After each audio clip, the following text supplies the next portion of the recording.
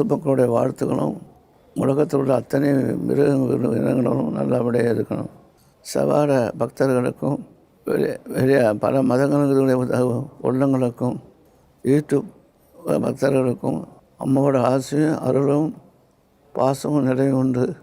புத்தாண்டு வாழ்த்துக்கள், பல ஆண்டு வாழ்க என்று கூறும். ஓம் சக்தி. அன்னை ஆதிபராசக்தியை வணங்குகின்றேன். அருள் திரு அம்மா அவர்களை வணங்குகின்றேன். சக்திகளாகிய உங்களை வணங்கி என்னுடைய புத்தாண்டு வாழ்த்தினை தெரிவித்துக் கொள்கின்றேன். இந்த ஆண்டின் பெயர் பராபவ ஆண்டு. புத்தாண்டு என்பது ஆங்கில புத்தாண்டிலிருந்தே ஆரம்பமாகுது. ஆங்கில புத்தாண்டாக இருந்தாலும் சரி, கர்நாடக புத்தாண்டாக இருந்தாலும் சரி, தெலுங்கு புத்தாண்டாக இருந்தாலும் சரி, தமிழ் புத்தாண்டாக இருந்தாலும் சரி, அந்த வருடத்தின் பலன் எல்லா இன மக்களுக்கும் உலகத்தில் உள்ள அனைவருக்கும் ஒன்றாகத்தான் இருக்கும்.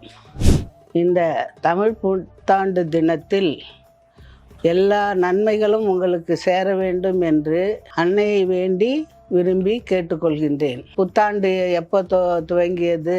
அதாவது 2026ஆம் ஆண்டில் நம்ம இருக்கிறோம். அப்போனா ஒவ்வொரு ஆண்டும் ஒவ்வொரு மாற்றத்தை உண்டு பண்ணி கொண்டு தான் வருகிறது. அந்த காலத்தில் இருப்பது போல் இப்போது மக்கள் கிடையாது. ஏன்னா இந்த 1ஆம் அறிவிலிருந்து 5ஆம் அறிவில் உள்ள புழு, பூச்சி, பறவை இனங்கள், மிருக இனங்கள்லாம் பார்த்திங்கன்னா தன்னுடைய இயல்பிலிருந்து மாறாமல் எப்படி அந்த முதல் நூற்றாண்டில் இருந்ததோ அதே போல தான் அது வாழ்ந்து கொண்டு இருக்கிறது. ஆனால் 6 அறிவு படைத்த மனிதன் ஒவ்வொரு நூற்றாண்டிலும் செயற்கையாக எதையாவது செய்து இயற்கையை அழித்து அவன் விருப்பத்திற்கு வாழ்ந்து கொண்டிருக்கிறான். இந்த பராபவ ஆண்டு ஆரம்பத்திலிருந்தே பார்த்திங்கன்னா ரொம்ப ஒரு மக்களுக்கு கஷ்டத்தை கொடுக்கக்கூடிய ஆண்டாகத்தான் நடந்து கொண்டு இருக்கிறது. உலக நாடுகள் எல்லாம் படுகின்ற அவத்தையை பார்க்கும்போது நமக்கெல்லாம் ரொம்ப மனதுக்கு வேதனையாக உள்ளது. தொலைக்காட்சியில் குண்டு போடுறதை பார்க்கும்போது நம்ம வீட்டிலேயே குண்டு விடுற மாதிரி ஒரு உணர்வு ஏற்படுகின்றது. மனிதன் ஏன் தன்னுடைய அழிவை அவனே தேடிக்கொள்கின்றான் என்பது தெரியவில்லை.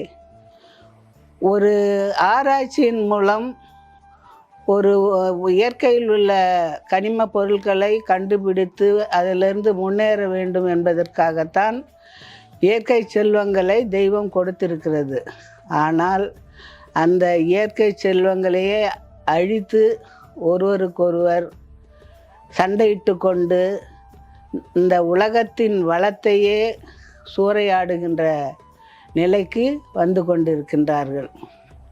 இன்றைக்கு அம்மா 30 ஆண்டுகளுக்கு முன்பே சொன்னார்கள், அந்த கற்கால மனிதனுடைய வாழ்க்கைக்கு போவீர்கள், மண்பாண்டங்களில் சமைப்பீர்கள், விறகு அடுப்பில் சமைப்பீர்கள், மாட்டு வண்டியில் போவீர்கள், வன விலங்குகள் அனைத்தும் நாட்டை தேடி வரும். நேற்று செய்தியில் கூட பார்த்திங்கன்னா யானை ஒன்று தானாக வீதியில் உலா வருது. அப்படி சிங்கம் வருது, புலி வருது, இந்த மாதிரி கரடிகள் வருது. இந்த மலையோரம் வசிக்கின்ற ஆதிவாசி மக்கள் இந்த மிருகங்களாலேயே இறப்பை தேடிக்கொள்கின்றார்கள். எத்தனை பேர் யானை தாக்கி இறந்திருக்கிறார்கள், எத்தனை பேர் கரடி தாக்கி இறந்திருக்கிறார்கள்.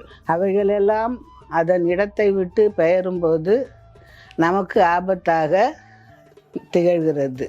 இந்த ஆபத்தை நாமே தான் தேடிக்கொள்கின்றோம். அது வாழ்கின்ற இடத்தை ஆக்கிரமித்து பயிர் செய்வது, வீடு கட்டுவது போன்ற செயல்களை செய்யும்போது அது நமக்கு ஆபத்தாக வந்து அமைந்து விடுகின்றது. ஒரு பக்கம் இயற்கையை அழித்து மனிதன் தன் வாழ்க்கையை கெடுத்து கொள்கின்றான். ஒரு பக்கம் ஆராய்ச்சியின் மூலம் ஏவுகணைகளை கண்டுபிடித்து அந்த ஏவுகணைகள் மூலம் தாக்கி ஒவ்வொரு நாட்டை ஒவ்வொருவன் அழித்து கொள்கின்றான். அதாவது இன்றைக்கி துபாய் பார்த்திங்கன்னா ஒரு சொர்க்கலோகமான ஒரு நாடு. நிறைய பேர் அங்கே குடிபெயர்ந்து நல்ல வசதியான வாழ்க்கையை வாழ்ந்து கொண்டிருந்த நாடு. இன்றைக்கி பார்த்திங்கன்னா துபாய் ஏர்போர்ட்லேயே குண்டுகள் விழுந்து இன்றைக்கு அந்த மக்கள் நாலாபுறமும் சிதறி ஓடுகின்ற நிலை ஏற்பட்டு விட்டது. சிலர் நாடு தேடி வருகிறார்கள், சிலர் அங்கேயே பதுங்கி வாழ முடியுமா என்று பார்க்கின்றார்கள். இப்படி மக்கள், இந்த குழந்தைகள் சாப்பாட்டுக்கு தவிக்கிற நிலையெல்லாம் பார்க்கும்போது ரொம்ப கஷ்டமாக இருக்குது. அந்த குழந்தைகள் என்னென்ன தெரியாது, நாடு என்ன தெரியாது, நகரம் என்னன்னு தெரியாது, விரோதம்னா என்ன தெரியாது, சண்டைன்னா என்னன்னு தெரியாது. அப்படிப்பட்ட குழந்தைகள் பெற்றோரை இழந்து உணவு இல்லாமல் தவிக்கின்ற நிலை இன்று ஏற்பட்டுள்ளது. இதுக்கெல்லாம் காரணம் மனிதனுடைய பேராசை தான் காரணம். அந்த பேராசையை விட்டு அவரவர் நாட்டில் சட்ட திட்டங்களுக்கு உட்பட்டு வாழ்ந்தால் எந்த பிரச்சனையும் கிடையாது. மழை பார்த்திங்கன்னா ஒரு பக்கம் நல்ல மழை பெய்யுது, ஒரு பக்கம் மழை பெய்யல. மழையினால் அழிவும் ஏற்படுகிறது, நல்லதும் நடக்குது.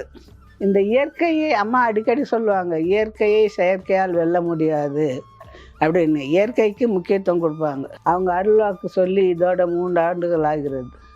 அம்மா அருள்வாக்கு எப்போ சொல்லுவாங்க, நாம் அதை கேட்டு மக்களுக்கு சொல்லணுன்ட்டு எனக்கெல்லாம் ரொம்ப ஆர்வமாக இருக்கும்.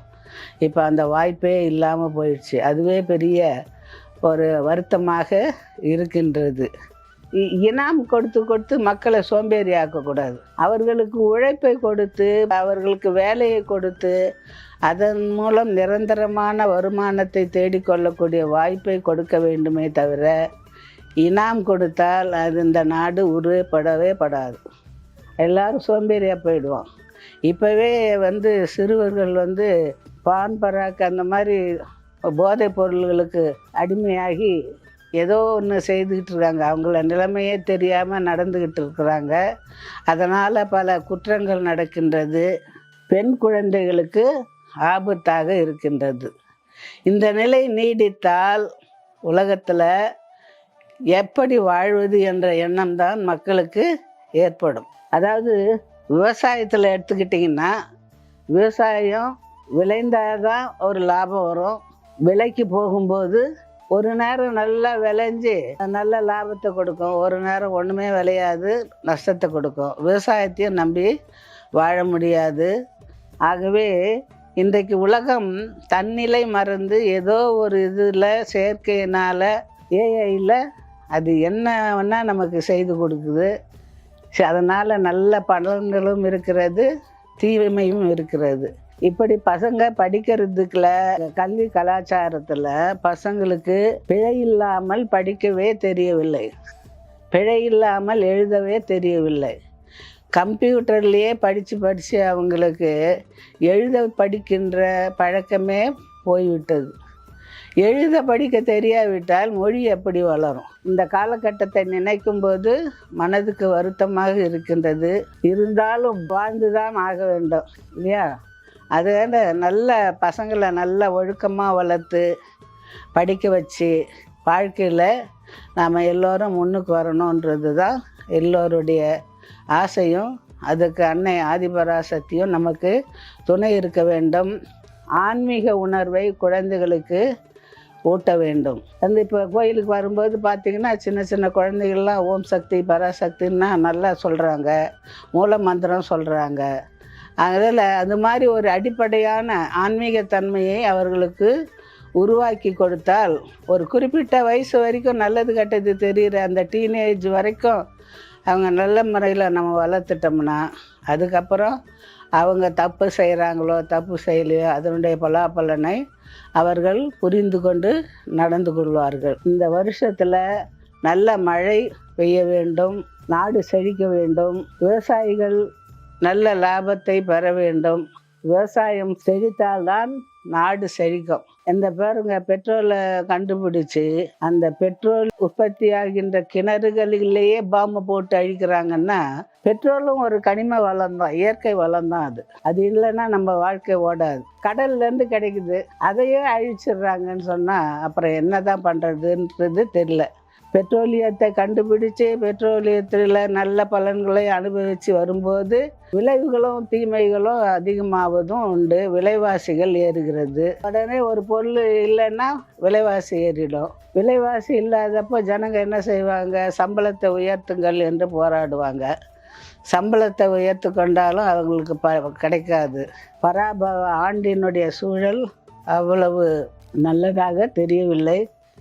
இருந்தாலும் நம்முடைய வாழ்க்கையை நாம் தான் தீர்மானித்து கொள்ள வேண்டும். அவரவர்கள் உழைத்து அவரவர்கள் முன்னேற வேண்டும். சின்ன கதையை சொல்கிறேன். ஒரு ஊரில் 2 அரிசி வியாபாரிகள் இருந்தாங்க. ஒருத்தன் பேர் செல்வம், இன்னொருத்தன் பேர் தர்மம். இந்த செல்வம்ன்றவன் அரிசி வியாபாரத்தில் கட் அண்ட் ரைட்டாக விலையை அதிகமாக வச்சு நல்ல லாபம் சம்பாதிச்சு அவன் வியாபாரம் செய்துன்னு வந்தான். தர்மன்றவன் தர்மத்துக்கு நியாயமாக என்ன அதற்குரிய விலையோ அதை வச்சு அதிக லாபம் இல்லாமல் மக்களுக்கு ஒரு நல்ல தொண்டு செய்வது போல் அவன் வியாபாரம் செய்து வந்தான். திடீர்னு ஒரு விவசாயத்தில் மாற்றம் ஏற்பட்டது. எங்கேயும் நெல் விலையில், அதாவது வறட்சி, பஞ்சம், பட்டினி என்ற நிலை ஏற்படும்போது இந்த செல்வம் என்ன பண்ணால், இதாண்டா சமயம் அப்படின்னு சொல்லிட்டு அரிசி விலையை அதிகமாக ஏற்றி லாபத்தை சம்பாதிக்க ஆரம்பித்தான். ஆனால் இந்த தர்மம் செய்பவன் எப்பொழுதும் போலவே அவன் என்ன விலைக்கு விற்றானோ அதையே செய்துட்டு அவனுடைய வாழ்க்கையை நியாயமாக வாழ்ந்தான். கடைசியில் செல்வனுடைய பேராசையினால் எல்லாம் குறைஞ்சி போச்சு. வறுமைக்கு வந்துட்டான். அப்போ அவன் தர்மத்துக்கிட்ட போய் கேட்கும்போது அவன் சொல்கிறான், நீ அதிகமாக ஆசைப்பட்ட, அதனால் நஷ்டம் ஏற்பட்டது.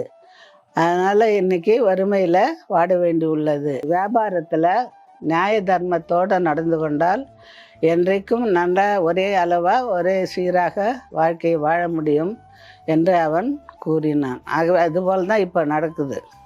டீசல் விலை, பெட்ரோல் விலை எல்லாம் என்ன செய்யுது? டக்குன்னு ஏறுது.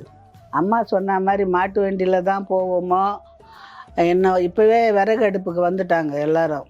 கொஞ்சம் பேர் நிறைய ஹோட்டல் விடுதிகளில் இருக்கிறவங்கெல்லாம் விறகு அடுப்பில் சமைக்க ஆரம்பிச்சிட்டாங்க. நினச்சதை கேட்போம். நம்ம முட்டையை போய் கேட்டால் ஆம்லெட்டுன்னா, அது ஆஃப் பாயிலுன்னா என்னென்னவோ கேட்போம். இப்போ அதெல்லாம் கிடையாது. முட்டை ஆம்லெட்டே கிடையாது. முட்டையை வேக வச்சு வேணா தரோம் அப்படின்ற அளவுக்கு நிறைய உணவுப் பொருட்களை எல்லாம் கட்டுப்படுத்திட்டாங்க. அதனால் இஷ்டத்துக்கு எதையும் வாங்கி சாப்பிட முடியாத ஒரு நிலைமை. எல்லாமே வாழ்க்கையில் ஏற்றத்தாழ்வுகள், நல்லது கெட்டது எல்லாமே நடந்துருக்குது. ஆனால் இப்போ பயப்பட வேண்டிய ஒரு விஷயம் நம்ம என்னன்னா, இந்த உலக போர் நடக்காதபடி அம்மா நம்மளை எல்லாம் காப்பாற்றணும். அந்த உலக அழிவிலிருந்து மக்களை காப்பாற்றணும். எத்தனை ஆயிரக்கணக்கான மக்கள் ஈரான் ஈராக் போர், இதில் அமெரிக்காவில் சண்டை போடுறது, இதனால் ஆயிரக்கணக்கான ஒன்றும் அறியாத பொதுமக்கள் உயிரை துறந்திருக்கிறார்கள்.